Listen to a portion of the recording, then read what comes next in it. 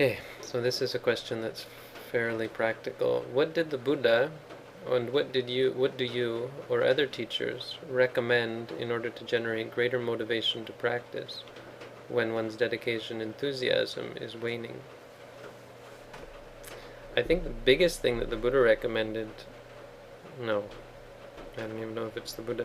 The biggest thing that I can think of, and it's actually from the commentaries, is to associate yourself with people who have the qualities that you lack. I mean, this is based very much on the Buddha's famous sutta where he tells Ananda that living with association with good people is the entirety of the holy life, the entirety of the spiritual life. Ananda says he figures it's about half, and the Buddha says, shame on you, don't say that, it's the entirety of it. So association and that doesn't just mean talking with, but even hanging around such people will lead you to cultivate the same sorts of states.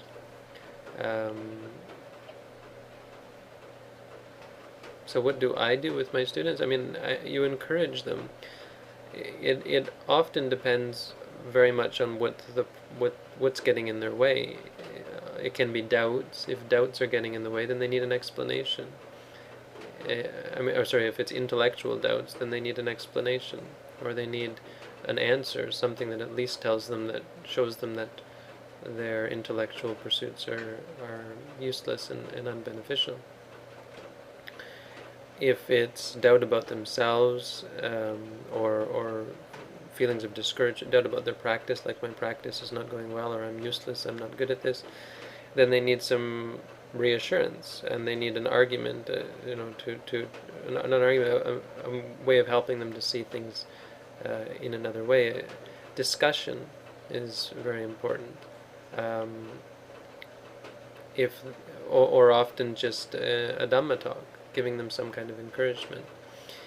So if they feel discouraged in the sense like they aren't so interested in meditation, then you have to give them a talk explaining about the things that they are interested in, and showing that those things are perhaps not as meaningful as they thought they were, and talking to them about the importance of meditation. So Dhamma talks can help. Talks about the benefits of meditation, of renouncing and giving up, and the disadvantages of clinging.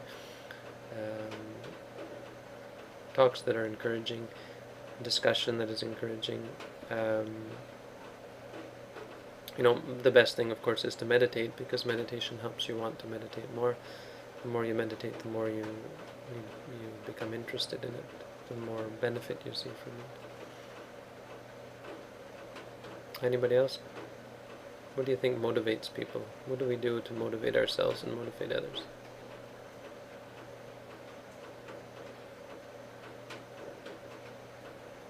What do you do when you don't want to practice?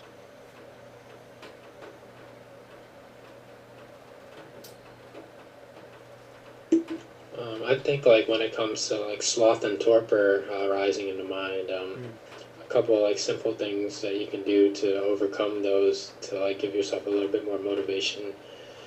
Go out into the cold air, some water on your face, changing positions during meditation, or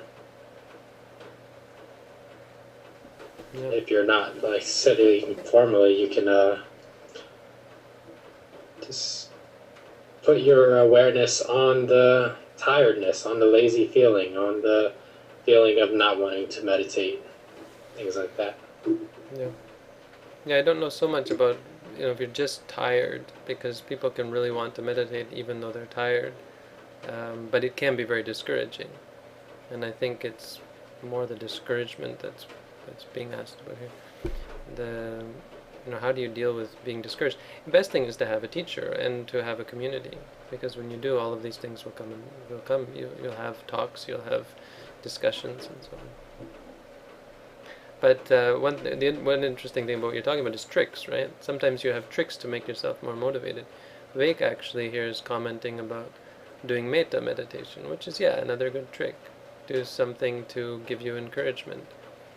Think about the Buddha. We talked about this yesterday, right? Something that's very encouraging is to think about the Buddha. The Buddha said, whenever you feel afraid, you're off in the forest and suddenly you feel afraid, say to yourself, Itipiso Bhagava, think about the Buddha, and the fear will go away immediately. And it does. It's quite impressive how the thinking about the Buddha can make you fearless, because you start realizing how fearless, remembering how fearless he was.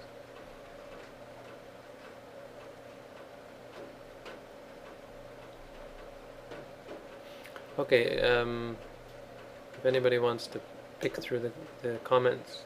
Oh wait, stop this one.